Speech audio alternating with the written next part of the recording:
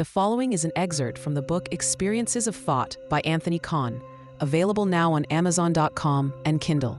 Outside the box, an objective reality. What color is grass? What color is the moon? The grass is green, of course, and the moon is a silvery gray. But what does that actually mean? The color of an object is the result of a number of physical processes. Within the field of physics, we speak of black-body radiation as the light emitted by an ideal hypothetical source at a specific temperature. We can use this as an approximation, to varying degrees, of the spectrum of light we might expect to observe from a given object. As we look around at the daytime world outside our window, it is of course the sun that illuminates it. And whilst every object we see is indeed emitting its own light in accordance with its temperature, that temperature is too low to produce significant quantities of light in the visible part of the spectrum. The color we observe an object to be is hence the result of absorption and reflection characteristics of its surface layers. Whilst we will always observe a predictable distribution of light as a function of wavelength, i.e. color, for an object, the phenomena of emission, absorption, and reflection are nevertheless statistical processes. And on the scale of individual photon emission, quantum randomness still comes into play. In the preceding paragraph, we have a brief description of the physical aspects of light and color, insofar as it pertains to the everyday objects around us. Grass is green because of the wavelengths of light its surface absorbs or otherwise reflects. When you look at a blade of grass and discuss its color with a friend, you will both agree that it is green because you have both learned that that particular distribution of wavelengths that are being reflected into your eye are what people have come to designate as a shade of green. But we have, of course, thus far neglected to mention that all-important last step in any observation, and that is the conscious perception of the information that it entails. Just as we discussed in section 5.4, no object can be understood as anything other than our experiences of it. But here is the thing. How do we know that the way we experience that which we call green is the same as the way our friend experiences it? Put crudely, they might experience green in the way that we are accustomed to experiencing red. It is just that they have learned to call that experience green. But there does not need to be such a direct equivalence as exists between colors.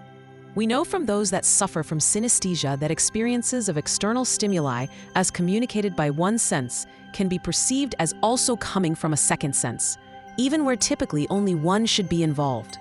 The point is, we really don't know how another person experiences the world.